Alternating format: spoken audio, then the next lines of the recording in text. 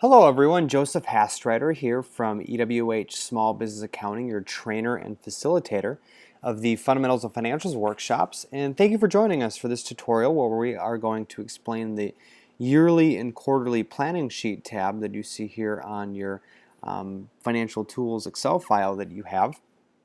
And we're going to walk you through briefly how to use this sheet and how you can use it to help you stay on track more and to kind of do some projections to understand how to increase your sales and your profitability within your cousin's franchise.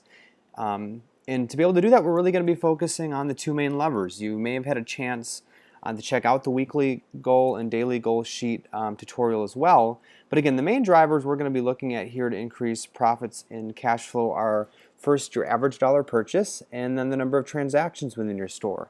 And then after we look at that, we're going to briefly look at our expenses and understand how that also drives profitability. In fact, some companies do not have a sales problem, they have an expense problem. So we'll talk about that more in a little bit. So to kind of give you an example of how this sheet works, you can notice where my cursor is here. You're going to see some information over here in regards to revenue. You're going to see our P&L over here summarized. And then what we're going to see is our actual column. And we're going to input our actual numbers from our financial statements here from our P&L. This is a what if column, a what if we break even, so zero profit, zero loss. And this is what if based on how much money we want to make. And we'll get into that more in a little bit. Again, the green cells are only the cells you're going to input information into. You'll be locked out of all the other ones. So to start, you can see up here, you're going to enter your net sales numbers. So in this case, this company had net sales of $467,000. That was the amount that was after discounts. You want to input that, not before discounts. They went to their POS system. This says number of transactions. For that year, they had 50,486 in transactions, which then this sheet calculates their average dollar purchase based on that was $9.25. So then we go down here.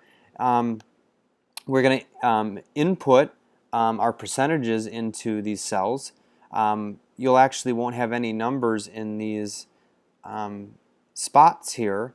Or actually what will happen is if I just take this out for a second, you notice there's a 0. If I wipe this one out, you'll notice it's like that.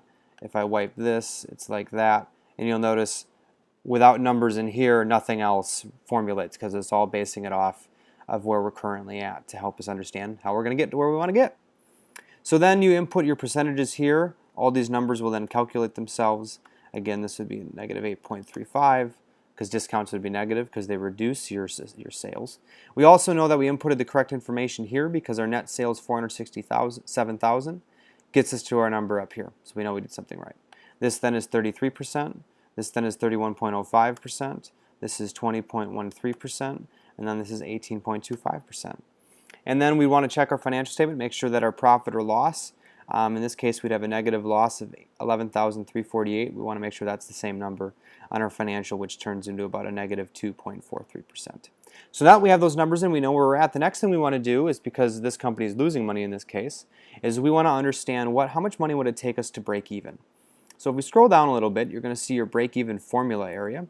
And right here, it's going to add up your total indirect costs, your wages, occupancy, other store expenses. And then it's going to divide that by your gross profit margin percentage. Again, we talked about this formula in the Fundamentals of Financials workshop.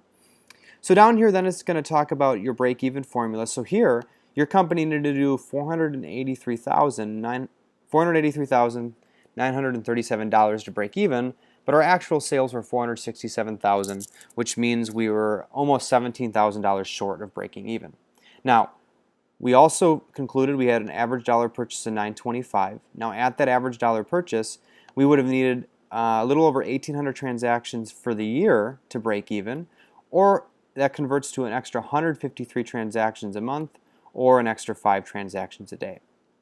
However, what this cell in yellow is going to tell us, which is really going to drive, and this is the number we're going to carry up above in a moment, if we would have had the same amount of transactions that we had the prior year, if we had an average purchase of $9.59, we would have broke even. Same amount of transactions, higher average dollar purchase, we would have broke even, which means we were 34 cents shy of hitting that number.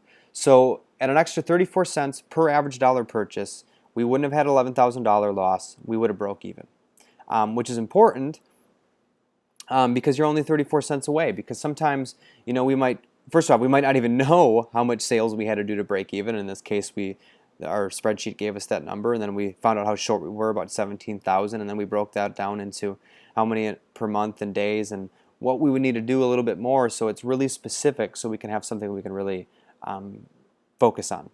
So again, if we take our 959, and notice when we hover it over, it says input into cell F6. So if we go up to cell F6, the cell right here in green, we put our 959. And also notice if I don't have anything there, nothing calculates. So you might see it look like that at first. So once you put something in, it looks like that. And then it automatically calculates. And notice now we have a $150 profit. It's not perfectly zero because of rounding, so that's where we're currently at. But now we're breaking even. But I highly doubt we went into business to just break even. So the next thing we want to do is we had a what-if scenario based on our targeted profit. So where do we build our targeted profit in? Well, if we go down here for a second in our break-even formula, notice we have all these cells over here in green where we can input information. So here we want them to, they want to have a desired profit of $40,000 for their restaurant every single year. So what then happens is this recalculates what our indirect cost is. It knows what our gross profit margin is. It recalculates our break even. In this case, we'd need a sales volume of $543,639 in order to make a desired level of profitability of $40,000.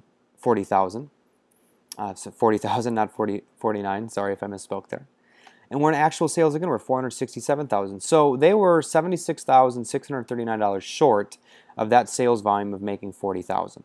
Now that would come out to, if the average dollar purchase didn't change from the original amount of $925, that would mean they need 8,285 more transactions for the year, or 690 more per month, or 23 more transactions per day, which you'd have to decide whether is realistic or not.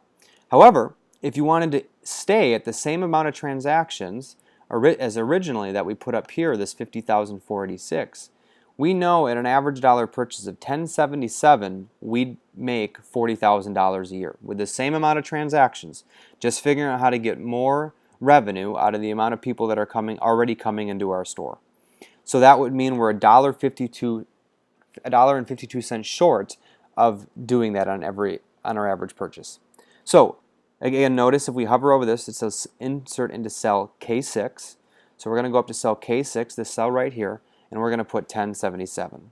Also notice, again, if I don't have anything there, it looks like that, but the minute I put something in there, it looks like that. So now notice we're making a profit of $40,000. Now, notice this is what we've done by increasing sales, either in understanding what we can do when we increase our average dollar purchase. Now, the other thing I want to just touch on slightly is what if we go, you know what, I don't think I can increase my average dollar purchase to $10.77. Okay, well, if you want to increase sales, you got two primary levers in a restaurant. Your average number of transactions, which also can be either repeated by getting new people in your store or making sure people come back and repeat. Or the other one is increasing your average dollar purchase. But if you don't think you can increase your average dollar purchase, then you're going to have to look at your number of transactions. So let's assume you don't think you can get it to 1077. We are going to leave this number in there for right now. And let's assume though, when we look at our break even, this 959, the average purchase for the break even, we think we can hit that. So we don't need to increase our average transactions to break even, but to make our profit, our desired profit, we think we need to. So we can figure out, over here in these green cells, increase the number of transactions for either of our what if scenarios. But right now we're just going to do it for our target profit. So let's say we're going to be conservative. When you're doing projections, you usually want to be conservative. And if you're going to do optimistic projections, you usually still want to do, one set that's conservative, one that's optimistic, and then maybe one that's in between. But let's say you think you can do 5 more transactions a day, because we want to start with something daily. It's a lot easier to say how many more we think we can do a day than how many think we can do a year. So if we increase over here 5 a day, notice that's going to turn into 1,800 more transactions a year. So then that 1,800 is automatically added to my what if scenario over here for my what if targeted profit. So then it is recalculating my sales numbers, because notice if I go back to 0, and I'll do that in a second, notice what happens over here. If I do 0, notice how my numbers change, both down here and up here when you see me put in 5. Okay, so you can see that's added to it. So now, Notice by the way, also if I thought I could get to 1077 and increase by 5 transactions, notice now I'm making even more than my $40,000 than I wanted to. But now the reason I did this is if you didn't think you could get to the 1077, you'd go down here and now it's recalculating what my average dollar purchase needs to be to make that 40,000. So if I take this 1040 and replace the 1077 with 1040, notice now I'm making a little over 40,000. Again, that's just because of rounding. So now I realize I need to do two things. I need to train my employees or figure out how I'm going to increase my average dollar purchase from $9.25 my actual over here to 1044, either by how can I upgrade them from fries to cheese curds? What are your point of purchase displays? Are you selling your sandwiches with the higher profit margins, and things like that. So just to give you some ideas, to spur some ideas here. So that would take care of that, and that would be a way of increasing your sales number. Now the other thing I'm going to touch on real quickly before I go over to dealing with expenses is this is called a yearly and quarterly planning sheet. However, right now we're obviously doing this for the year, but if we were this green cell down here and this one over here, it says months in period. So if you were doing this for, like, let's say the first 3 months of the year, the first quarter, you'd want to put 3 in this cell. If you're doing it for the first 6 months of the year, you'd want to do that. If you're doing it for the first 9 months of the year, you'd want to do that.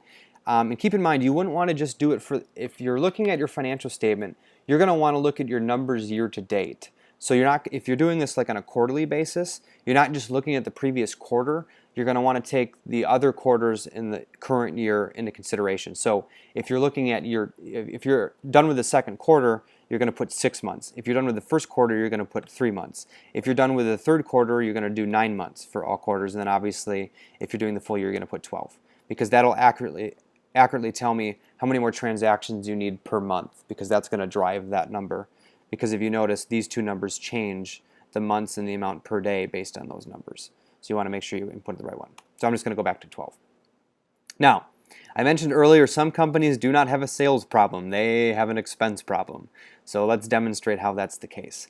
Now, first off, the other thing is the reason we haven't touched our expenses yet, and by the way, the current expense numbers over here are being calculated based on the current dollar of each expense amount, because we're assuming that, I know we increased our average number of transactions slightly over here, but we're assuming we're pretty much having the same amount of customers, so we're not going to increase, our expenses aren't going to go up, and if so, they're only going to do so modestly, because we're just figuring out how to get more revenue out of each customer that walks through our doors.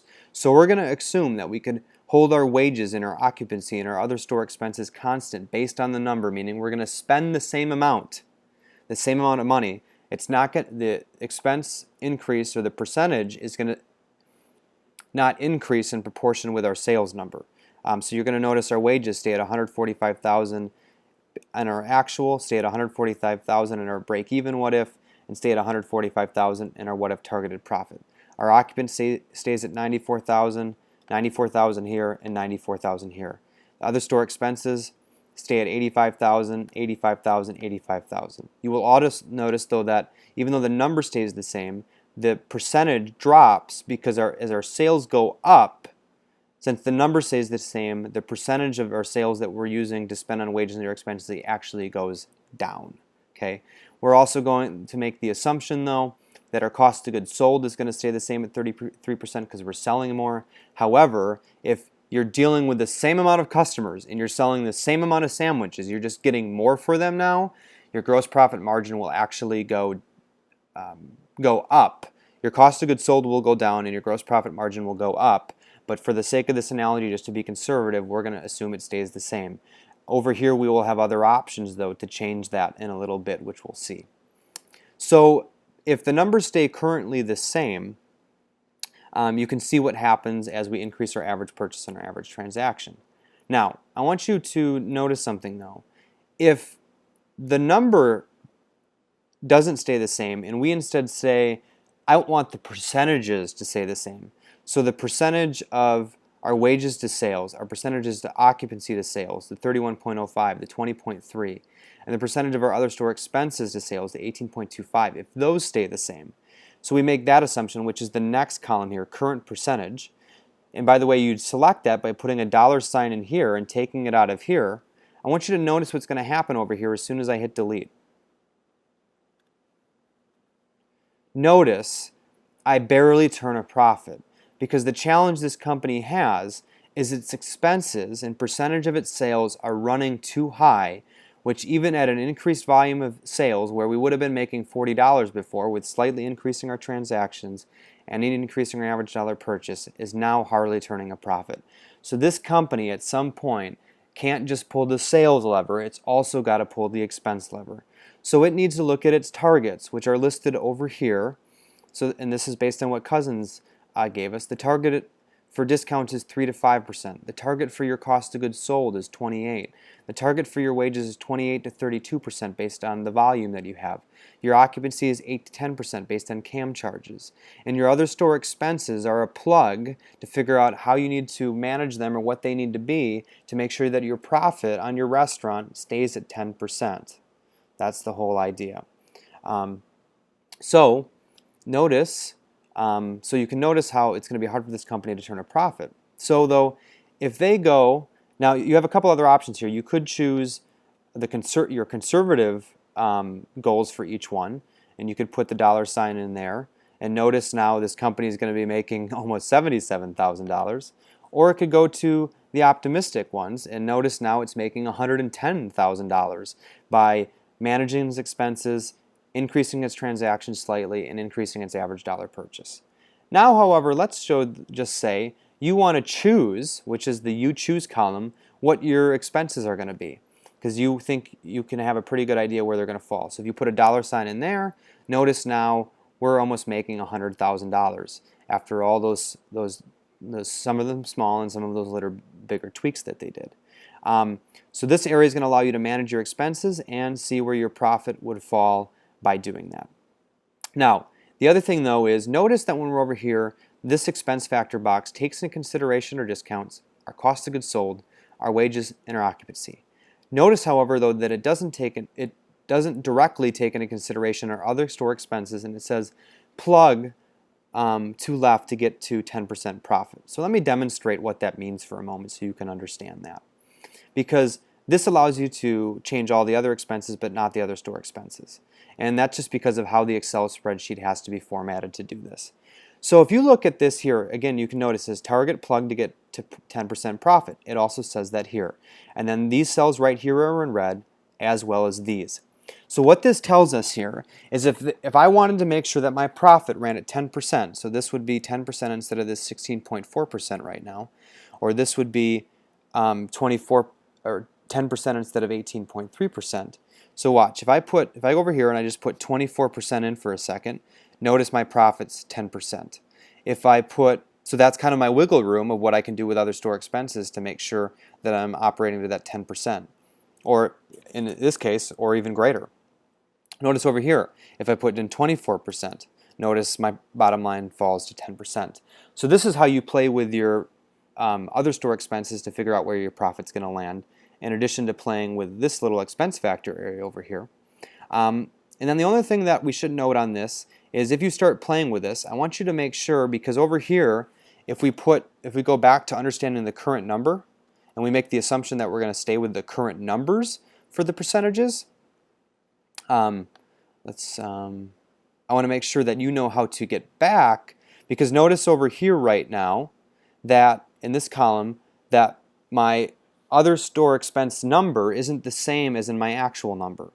So if I want to get back to this, if we go down here, let me just into this area, it says if you want operation expenses to hold the same amount as actual, take the actual number, which is the cell C18, divided by the new projected net sales number, which would be this number here for here, to calculate correctly. For example, I'm going to skip this break-even projecting one for a moment. For example, for the target profit projection, enter, I'm going to go enter C18 divided by, as you're going to see down here, K11. Oopsies.